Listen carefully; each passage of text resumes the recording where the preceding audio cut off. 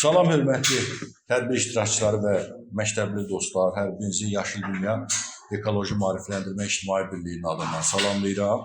Bugün sizinlə qlobal iqlim dəyişikliyinin fəsadları dünyamızı necə xilas edək mövzusunda ictimai müzakirə keçirəcəyik. Öncədən deyim ki, bu Azərbaycan Respublikasının qeyri-hökumət təşkilatlarına Dövlət Dəstəyi Agentliyinin maliyyə dəstəyi ilə Yaşıl Dünya Ekoloji Maarifləndirmə İctimai Birliyinin həyata keçirdiyi ətraf mühiti qoru maarifləndirmə aksiyaları layihəsi çərçivəsində həyata keçirilir.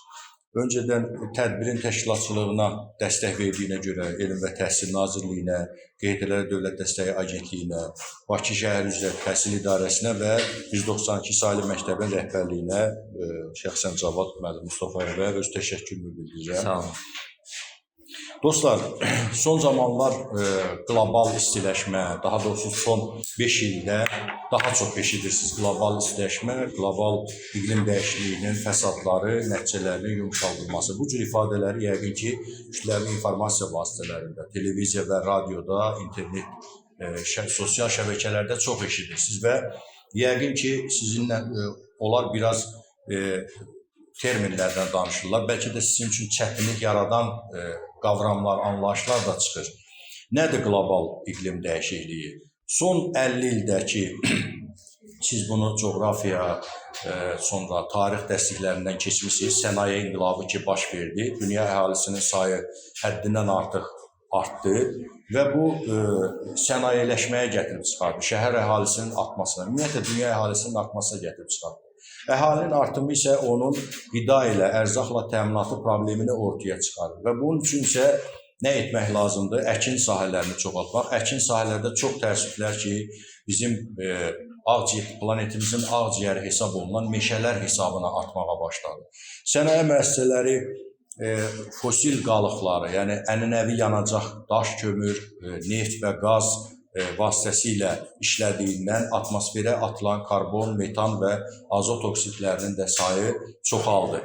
Bu adını çəkdiyim maddələr atmosferdə günəş şüalarının, geriyə qayıdan günəş şüalarının qarşısını kəsir və istilik effekti, istixana effekti yaradır və bu da yer kürəsində qlobal istiləşməyə gətirib çıxarır. Alimlərin hesablamalarına görə son 150 ildə 1 dərəcəyə dək planetimizdə istilik artıb, temperatur artıb. 2050-ci ilə qədər hesablamalara görə 2,2 dərəcə, 2100-cü ildə isə 6 dərəcəyə qədər artması proqnozlaşdırılır. Və bu da zəncirvari digər mənfi fəsadları törədir. Məsələn, buzlaqlar əriyir, şirin su ehtiyatları azalır, yağıntıların normadan artıq düşməsi də qlobal iqlim dəyişikliyinin fəsadları sayılır. Biz sizin hörmətli Kamal müəllimdən tez-tez Abşeron sahillərini, Xəzər Abşerondakı sahillərini gəzirik. Xəzər dənizi xeyli dərəcədə geri çəkilir və bu da qlobal istiləşmənin nəticəsidir. Su mənbələri quruyur. Bizim qonşu ölkədə İranda Urmu gölü artıq 90% quruyub. Bizim özümüzün, indi bu il çaylarda sululuq artdı, amma əvvəlki illərdə Kürd çayında bizim 4 əsas çayımız var ki, içməli su mənbələrimizi təşkil edir. Kürdü, Arazdır, Alazandır və digər çaylardır və nə yazıq ki, bunların çoxu da transsərhəd çaylardır, digər ölkələrin ərazisindən keçir. Onlar həm bir yandan qlobal istiləşmənin törətdiyi fəsadlar, bir yandan da antropogen amillər bizim su resurslarımızın azalmasına gətirib çıxarır. Son 30 ildə dünya alimləri qərara gəliblər ki, qlobal istiləşmənin əsas səbəbi insan amilidir və bununla bağlı, bunun təsirinin azaldılması ilə bağlı yollar düşünürlər. Ötən il Bakıda keçirilən COP29 tədbiri də həmin nüfuzlu beynəlxalq tədbirlərdən biri idi. Məqsəd o idi ki, necə edək ki, bizim dəyərli masamızın adında olduğu kimi dünyamızı xilas edə bilər. Biz bu yer kürəsini biz yaratmamışıq ki, dini inanca görə Allah yaradıb 6 günə, elmi nəzəriyə görə böyük partlayış nəticəsində yaranır.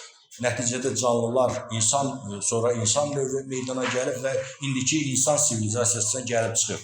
Amma təəssüf ki, son 50 ildə dediyim kimi əhalinin artması, sənayeləşmə gətirib bu həddə çatıb ki, biz artıq yeri yaşanmaz bir hala gətirib çıxartmışıq. Bunun qarşısını almaq üçün Bakıda da mühüm qərarlar qəbul olunub. Xüsusən bilirsiniz ki, ekologiya sərhəd tanımır. İri dövlətlər ekoloji problemləri həll edə bilirlər. Amma xırda dövlətlər, iqtisadiyyatı zəif olan, büdcəsi az olan dövlətlər bunu eləyə bilmirlər. Azərbaycan dövlətinin cənab Prezident İlham Əliyevin rəhbərliyi ilə əsas təşəbbüsü də ondan ibarət idi ki, iqlim maliyyəsi bərabər şəkildə bölünsün. Yəni kim ki, qlobal iqlim dəyişikliyinin, hansı dövlətlər ki, qlobal iqlim dəyişikliyinin nəticələrinin yumşaldılması və adaptasiya tədbirlərini həyata keçirə bilmirlər, onlara maddi dəstəklər göstərilsin ki, bunu biz koronavirus pandemiyası zamanı da Azərbaycanın humanist addımlarının şahidi olmuşduq. Azərbaycan 80-dən çox ölkəyə vaksin yardımı göstərmişdi. Halbuki vaksin monopoliyası deyilən bir şey var bu dünyada. Dünyanın cəmi 53 ölkəsinin vaksinə əlçatanlığı təmin olunmuşdur. Bakıda qəbul olunan qərarlar, biz sual verə bilərsiniz, bu iri dövlətləri, böyük şirkətlərin, korporasiyaların həll edəcəyi bir məsələdir. Biz məktəbli nə edə bilərik? Ətraf mühitin qorunması evimizin kandarından başlayır. Siz bilirsiniz ki, plastik tullantılar təbiətdə çözülmür, həll edilmir. Hətta 500 il ərzində həll edilmir və bu da təbiətdə xırda növlərin məhv olmasına gətirib çıxarır. Eləcə də okeanda həmin tullantılar hara axıdılır? Okeanlara, dənizlərə. Orada dəniz növlərinin, dəniz canlılarının, floranın məhvinə gətirib çıxarır. Və biz ekoloji tərbiyənin erkən yaşlardan başlanmasının əsas əhəmiyyəti ondan ibarətdir ki, insan həddi buluğa çatanda artıq hər bir ağacın belə qiymətli olduğunu dərk eləsin. Küçə heyvanlarının da bizimlə bərabər, bizim bu mühiti bölüşdüyünün fərqində olsunlar. Onları incitməsinlər, onlara qayğı göstərsinlər. Ağacların budağını qırmasınlar, sındırmasınlar. Qıranlara qarşı da müqavimət göstərsinlər. Çünki 16 yaşa çatanda hər bir vətəndaşın iştirakçılıq hüququ yaranır. Və siz onu edənlərə öz yaşadığınız bölgələrdə etiraz edə bilərsiniz, məhəllələrdə etiraz edə bilərsiniz. Mən ekoloji təhsil nədir? Son dövrlər, son deyək ki, müstəqillik dövründə Azərbaycan məktəblərinin ekoloji şuurunun formalaşdırılması istiqamətində hansı addımlar atır? Təbii ki, mən qeyri-hökumət təşkilatı sədriyəm, vətəndaş fəalıyam, bunu pedaqoqlardan yaxşı bilə bilmərəm. O yüzden də mən sözü hörmətli Cavad müəllimə vermək istəyirəm. Cavad müəllim də bu mövzuda. Buyurun. Çox sağ olun. Təsadüfi deyildi ki, Yaşıl Dünya naminə həmrəylik ili elan olmuşdu. 2024-cü ilimiz idi bizim. Bu, cənab prezidentimiz bu təsadüfi eləməmişdi. Çünki müəllimin qeyd elədiyi kimi qlobal istiləşmə, iqlim dəyişiklikləri alternativ enerjinin axtarılmasına gətirib çıxarır. Baxın, statistikaya görə bunu cənab prezidentimiz indi atdığı addımı biz bəlkə də 30 il, 50 il daha sonra hiss edəcəyik ki, nədən Yaşıl Dünya naminə həmrəylik ilinin olması və həmin COP29-un məhz Bakıda keçirilməsi. Bu iki amil gələcəkdən xəbər verir. Çünki hesablamalar göstərir ki, var tükənən enerji, bərpa olunan enerji, var bərpa olunmayan enerji. Baxın, neftimiz, qazımız bərpa olunmayan enerjidir. Yerdən çıxır və o bərpa olunmur. Onun bərpası mümkün deyil. Amma alternativ enerjilər ondan ibarət ki, yaşıl enerji, bərpa olunan enerjidir. Məsəl üçün, küləkdən istifadə edəcəyik, çaylardan istifadə edəcəyik və üstəgəl onu da deyim ki, bu qloballaşan dünyada neftimizin, qazımızın tükənməsi artıq bizim enerjimizin tükənməsinə gətirib çıxardacaq. Amma ona baxmayaraq, Azərbaycandan alternativ enerjilərin yaranmasının təqdirində Avropa enerji xətləri çəkilir. Günəş batareyalarından istifadədir və s. və s. Və üstəgəl də biz bu qloballaşan dünyada hansı bir vəziyyətdən çıxdıq? 44 günlük zəfər müharibəsindən qalib gəldiyimiz təqdirdə də biz özümüzün enerji mənbələrimizi artırmış olduq. Məsəl üçün, Sərsək su anbarı, Həkəri çayı, Tərtər çay, su qovşan Madagiz adlandırırdılar ermənilər. Yəni o hissələrdə olan su mənbələri bizim artıq alternativ enerji ilə təmin olunmamızı təmin elədi. Deməli, neftdən, qazdan artıq asıllığımız azaldı. Və bunu cənab prezidentimiz görürdü ki, artıq 2035-ci ildən sonra neft, qaz tükənəcək. Bərpa olunmayan enerji yoxdur artıq. Deməli, bərpa olunan enerjiyə gələcəyik və bizim yaşıl dünyamız da ona imkan verir ki, Azərbaycanın iqlimi biz enerji ilə təmin olunaq. Hətta enerji ilə təmin olmaqla da bərabər dünyaya enerji nəql edək. Bu xüsusda torpaqlarımızın işğaldan azad olunması və yaşıl dünyanın Azərbaycanda formalaşması böyük əhəmiyyət kəsb edir. Bir nömrəli olaraq. Qlobal istiləşmə demişkən, bəli, təbii ki, dünyanı görürsünüz, müharibələr götürüb gedir. Onlar kataklizmləri yaradır. Ozon qatı deşilir. Ultrabənövşəyi şüalar dünyaya daxil olur və Şimal Buzlu Okean və s. orada buzlaqlar qırılır, aysberglər artıq əriməyə başlayır. Bu da müəyyən qədər problemlərə gətirib çıxardır. Müəllim düz qeyd elədi ki, Xəzər dənizinin çəkilməsi, xüsusilə də Volqa çayının üzərində Rusiyanın qurduğu elektrik stansiyası artıq Volqa çayının Xəzərə axınının qarşısını alıb. Və onun xüsusunda da Xəzər dənizi getdikcə çəkilir. Və hələ hesablamalara görə müəyyən qədər də çəkiləcək. Bu da müəyyən iqlim dəyişikliyini gətirib çıxardır. Çünki rütubətliyin də normal olmaması böyük bir problemlərdir. Bəs müəllim çox aktual mövzulara toxundu ki, plastik tullantılardan nə etməliyik? Biz hər birimiz, inanın, hər birimiz öz çərçivəmizdən əgər düşünsək ki, baxın, məktəbimizin həyətini bu dəqiqə ekskursiya edəsək sizinlə, görəcək ki, biçilmiş otların içərisindən nə qədər tullantılar çıxır. O tullantılar təkcə xadiməyə əziyyət vermir ki, o gedir onun işidir, oradan yığır, maşını alır. Amma bilsək ki, o təbiətə nə qədər zərər vurur, ətrafa nə qədər zərər vurur. Çünki onu külək gedib başqa yerdə aparır da və özümüzə nə qədər zərər vurur, biz onu etməliyik. Siz də çalışın ki, ətrafınıza təsir mexanizminizi eləyin. O qədər zibil qabları qoyula həyətimizi də zibilləmək və eyni zamanda küçəni də təmiz saxlayaq. Bu da bizim qarşımızda duran qlobal istiləşmənin yaşıl dünya olan tövsiyəmizdən biridir. Yəni siz də o tövhənizi verin. Burada yaşından asılı olmayaraq. 1-ci sinifdən tutmuş 11-ci sinifə qədər hər birimiz buna deyə bilərik. Oğlum, qızım, qardaşım, bacım, onu atma yerə. Apar zibil qabına at. Çünki hər bir plastik tullantı görün nə qədər 500 ildən artıq qalırsa o yerdə nə qədər fəsadlara törədir. Hətta radioaktiv parçalanmalar əmələ gətirə bilir. İnandırım sizi ki, zibilliklərdə olan o vaxtında atılmasa belə onların qarışığı nüvə partlayışından betər bir radioaktiv şüalanma ətrafa verə bilir. O da böyük fəsadlara gətirir. Şuşa şəhərimiz təmiz şəhər statusu adı qazanıb. Laçın şəhərimiz azad olmuş təmiz şəhər. İnandırım sizi ki, bir faktı da deyim. Görürsünüz, geriyə qayıdış portallandır. Yəni, portaldan keçirik qeydiyyatdan və gedirik Xankəndiyə. Bunun ən birincisi, müsbət xüsusiyyətlərindən biri nədən ibarət oldu? Xankəndidə formalaşmış cəmiyyətə biz buradan inteqrasiya edirik. Və inanın, gedəndə görəcəksiniz, Allah qoysa bəlkə yay tətilində də getdiniz və indi portallar daha genişdir, Ağdərədən tutmuş hər bir yerə. Gedəndə görəcəksiniz ki, oranın formalaşmış bir cəmiyyəti Bakıda yoxdur. Çünki o təmizliyi görəcəksiniz. Heç biriniz yerə heç atmayacaqsınız. Çünki orada cəmiyyət elə formalaşıb. Portalla getdikcə də buradan gedən cəmiyyəti oradakı struktura uyğunlaşdırılır və hər görəndə görəcəksiniz ki, yaşıl şəhər statusu qazanmış Şuşamızda heç bir yerə bir şey atmayacaq yəni. Əksinə o yaşıllığı qoruyub saxlayacaq. Hansı ki, ermənilər Topxana meşəsindən belə bizim təbiətə ziyan vurub, onların hamısını qırmışdılar. Bugün meşələrimizin bərpası, təbii sərvətlərimizin bərpası bizi yaşıl dünyada daha uğurlu bir dövlətə çevirəcək. Bugünkü tədbirimizdə hörmətli Afaq müəllimə iştirak edir. Afaq müəllim, biz 40 il bundan əvvəl biz şagird olanda bizi canlı təbiətlə ünsiyyət, təmas qurmaq üçün ekskursiyalara aparırdılar. Meşələrə, yaxınlıqdakı çay yataqlarına. Biz orada ilk o flora növləri ilə, fauna növləri ilə tanış olurduq. Dələ görürdük, Ispağa görürdük, Kirpi görürdük. Bu uşaqların yaddaşına silinməz izlər buraxırdı. Həm də heyvanlara qarşı bir mərhəmət hissi atılırdı. Bax, son 30 il deyillər də, bu da daha sonra başlamış pedagojik fəaliyyətlər.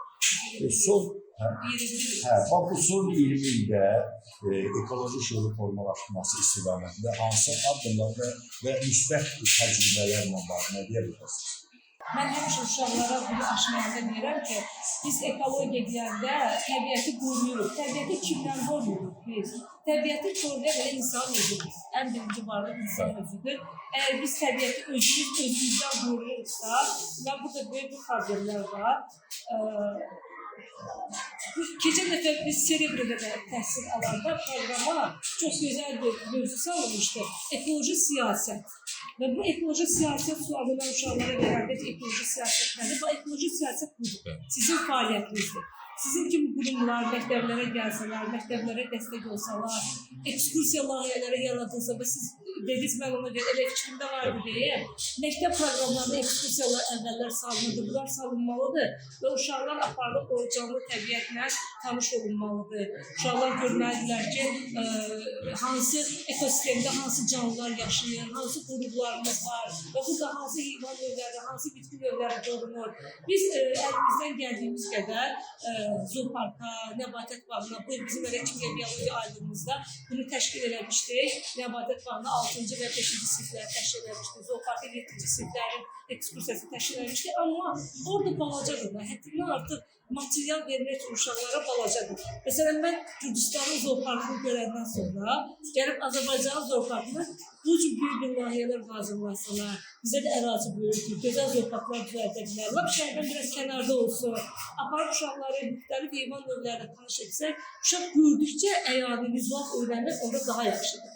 Və bu cür tədbirlər atılsa daha yaxşı olur məncə. Mən də elə düşünürəm. Təşəkkür edirəm Afaq müəllimə. Tədbirimizdə məktəbin rəhbərinə daxil olan Kamal müəllim iştirak edir. Danışığın bir materiala uşaqlar baxsınlar.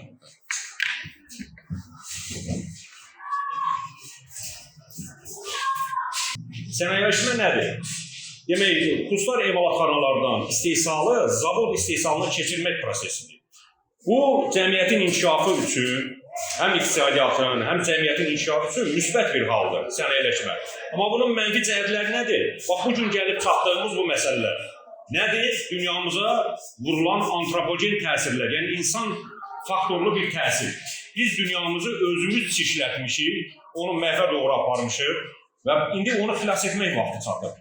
Bu missiya isə siz gələcək nəsillərin çiynindədir.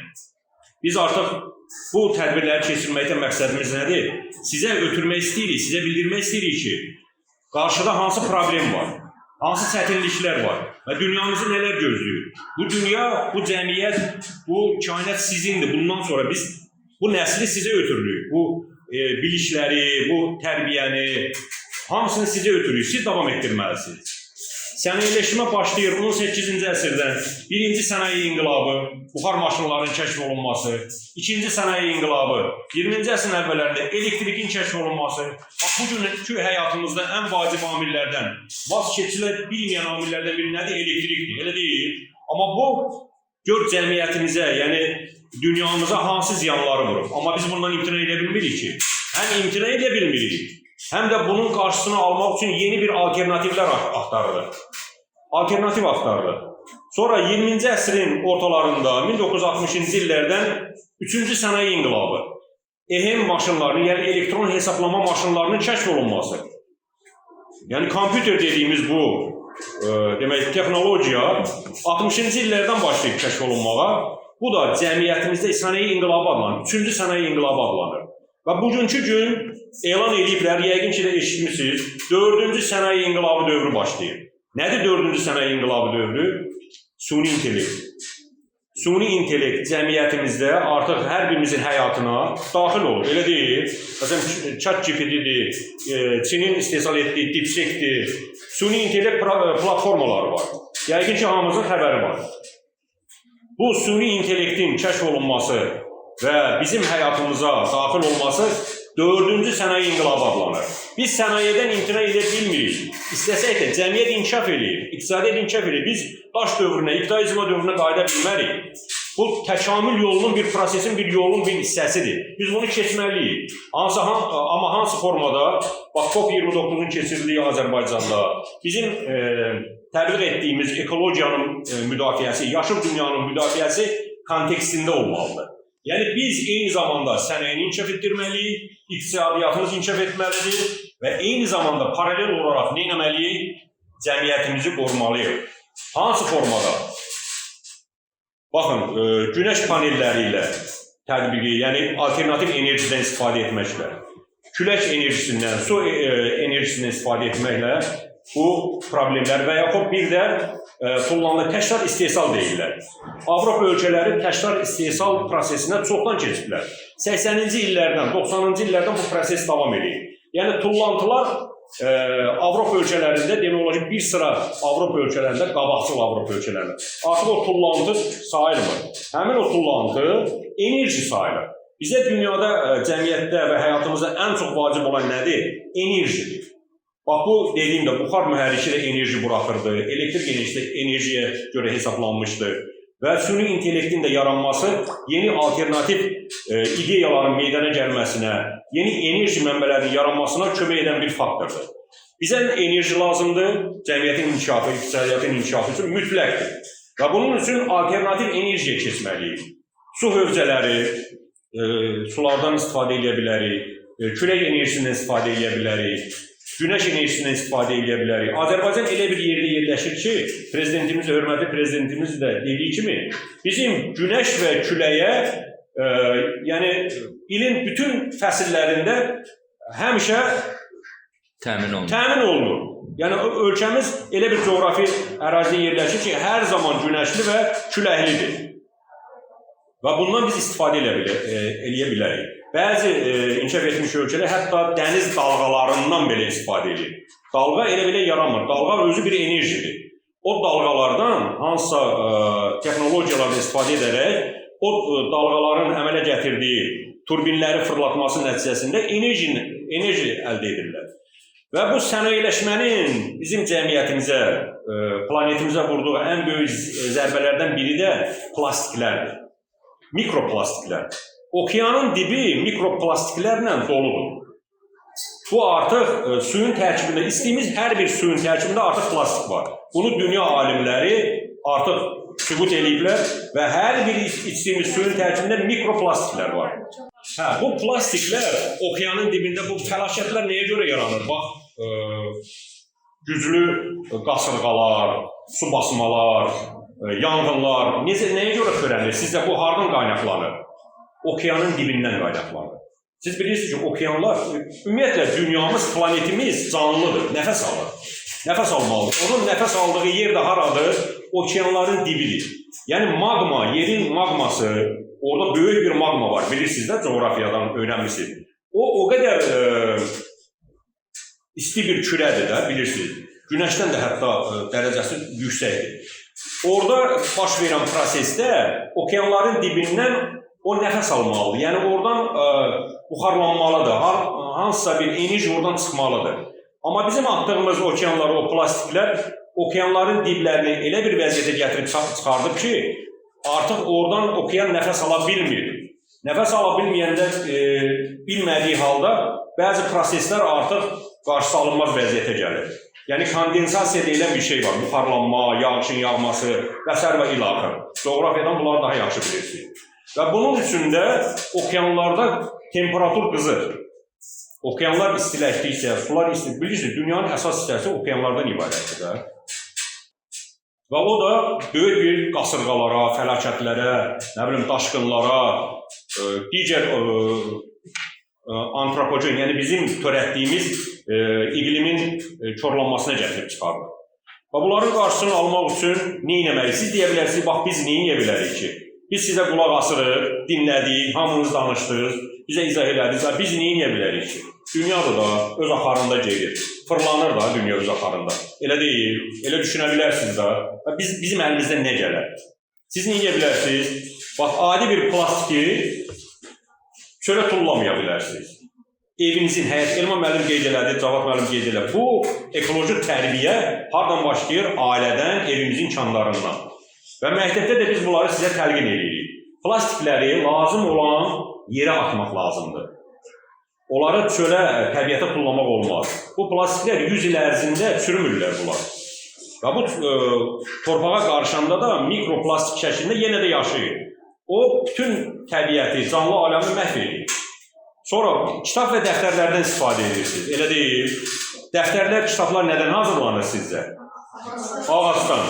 Siz o dəftər kitabı səmərəsiz istifadə edəndə, sırırsınız, yazıb pulluyursunuz.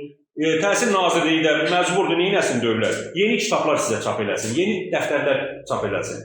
Neynəməlidir? Bir kitab çap eləmək üçün bir ağac kəsilməlidir. Bax, belə düşünün. Düşünün ki, biz neynəyə bilərik? Bax, mən təbiətə, kainatımıza, dünyamıza töhfə vermək üçün neynəyə bilərəm? Plastiklə ətrafı çirkləndirməməliyəm. Dəniz sahillərini, təbiəti, heyvanlara qayğı ilə yanaşmalıyam. Hər bir heyvanın, demək, dünyada bizim bu zəncirvari biyoloji aləmdə rolu var. Bir arının, bir qarışqanın dünyadan məhv olması insanlığın məhvinə gətirib çıxarır. Arı dünyadan məhv olsa, yox olsa, arılar.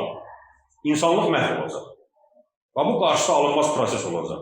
Elə düşünməyin ki, bu, indi görürsünüz də, yəni Allah elə bir nizam-intizam yaradıb ki, hamısı bir-biri ilə asılıdır. Hamımız bilir, təbiətlə, biz ağacla, heyvanla, hamımız bir-birimizdən asılıyıq, yaşamaq üçün. Canlı aləm, biyoloji aləm vəhdət təşkil edir. Ona görə də siz nə edə bilərsiniz? Sadəcə dediklərimizi və yaxud eşitdiklərinizi həyata keçirə bilərsiniz. Kitab və dəftərlərinizdən səmərəli istifadə edə bilərsiniz. Plastikləri küçələrə, dəniz sahillərinə tullamaya bilərsiniz. Lazım olan yerlərə atırsınız. Onlar isə bizdə burada Balaxanıda hətta vardır. Yəni təkrar olan demək enerjidən istifadə olunur. Bütün tullantılar gedir ora, ondan istifadə olunur, yandırılır və onun enerjisindən yenə də biz istifadə edirik. Yəni bundan istifadə edə bilərik. Çalışaq neyiniyək, təbiətimizi korlamayaq, ağaçların yaşıllığı qoruyaq, heyvanlara humanist yanaşaq və öz hərəkətlərimizdə fikirləşək ki, mən bunu, məsələn, bu plastiki kənar yerə tullasam və yaxud ətrafı zibilləsəm, gələcəkdə mənim övladlarım bundan ziyan görəcək. Mütləq ziyan görəcək. Çünki dünyanın bu proseslə karbon dioksidin demək, atmosferdə həcmi çoxalır. Bax, bu video materiallardan da siz bunu gördünüz. Ona görə də çalışaq, yeniyək, hər kəs özündən başlasın. Bu qədər. Təşəkkür edirəm. Sualınız varsa, biz sizin suallarınıza cavablandıra bilərik. Kamal müəllimin sözünə bir əlavə edeyim. Əziz dostlar, baxın, özünüz görürsünüz ki, indi zəkaların mübarizəsi dövrüdür. Kamal müəllim qeyd elədi, sonuncu inqilab artıq süni zəkadır. Hansı ki, süni zəkanın təbii ki, müsbət və mənfi xüsusiyyətləri var, hər bir inqilabi dəyişikliyin. Və eyni zamanda siz nə edə bilərsiniz? Baxın, Reyhan Camalımız var, yəqin eşitmişsiniz. Ən yüksək, belə deyək, mükafatla oxuyur Georgia Universitetində, Amerikada. Və o nə etdi? Yağış suyundan elektrik enerjisinin yaradılmasının projesini yarattı. Və siz düşünən beyinlərsiniz. Siz beyin istehsalısınız. Sizin beyniniz bu saat elə düşünməlidir ki, oturduğunuz yerdə və bilməlisiniz ki, hər biriniz bir kapitalsınız. Dayanmadan həm zərər vericiləri aradan qaldırmaqla bərabər alternativ düşüncəyə malik olmalısınız. Və siz grant layihələr uda bilərsiniz. Yaxşı pul qazana bilərsiniz. Məsələn, elementar bir şey deyim. Hansı biriniz proje verə bilərsiniz, Reyhan Camal kimi. Hansı proje üzərində düşünə bilərsiniz, alternativ enerjilər barədə. Məsələn, maşınlar asfaltla hərəkət edir, o yana gedir, bu yana gedir. Bir dənə prospektdə o asfaltın altına yerləşdirdiyiniz kiçik bir qurğu, əgər düşünüb onu doğrudan da alternativə çevirə biləcəksinizsə, maşınların asfaltın üstündən getməsi ilə də, o təkərin orada fırlanması ilə də siz müəyyən bir enerji əldə edə bilərsinizsə, bu artıq qrant layihədir və dünyanın böyük bir pul mənbəyinə çevrilə bilərsiniz və eyni zamanda öz beyninizdən istifadə edib qazana bilərsiniz, milyarder ola bilərsiniz. İndi layihələr dövrüdür. Siz elə şeylər düşünün ki, alternativ enerjilərin ortaya çıxmasında bəlkə də elə bir şey eləyəcəksiniz. Həm qlobal istiləşməni, həm təbiəti qoruyacaqsınız. Həm də bax, o elektrik panelləri gördünüz də nədir? Elektrik panellərindən düşmən də istifadə edirdi. Elektrik paneli qoymuşdu orada, kompüterlər, kameralar elektrik panelindən istifadə edir və bizim ərazini müşahidə edir. Gələcək sizindir. Deməli o gələcəyinizi indidəndən qursanız xoşbəxt gələcək olacaq. Yox, indidəndən məhv edə bilərsiniz. O sizin üçün çox bir acınacaqlı olacaq. Gənclər bizim gələcəyimiz deyil. Gələcək gənclərimiz. Ona görə indidəndən Mirzə Yılmaz müəllim təşəkkür edirik. Böyük bir motivasiya verdiniz. Çox sağ olun. Müəllimləriniz sizə çox gözəl tövsiyələr verdilər və bir də tədbirin yekununda sual verə bilərsiniz ki, biz nə edə bilərik ki, təbiətin qorunması işinə töhfə verək. Bunun üçün siz özünüzdən başlamalısınız. Yəni, bayaq mən bir qismini qeyd elədim, amma suya qənaət də qlobal iqlim dəyişikliyinin nəticələrinin yumşaldılması tədbirlərindən biri də suya qənaətdir. Artıq 2040-cı ildə Azərbaycan ciddi şəkildə su qıtlığı yaşayacaq ölkələr sırasındadır. Mətbəxdə su açıq görürsünüzsə bağlayın. Artıq suyu məsələn almışsınız, içib tam boşalmamış butulkanı atmayın. Məsələn, ondan da istifadə edin və yaxud bir dibçəyin dibinə dökün. Heç bir su, bir damcı su belə içkiyə getməməlidir. Bizim Cavad müəllim yaxşı vurğuladı. Şərqi Zəngəzurda Ağalı kəndi salınıb. Ağalı kənddə salınıb, onlardan biri də Ağalıdır. Orada artıq yağış suyunun depolanması var.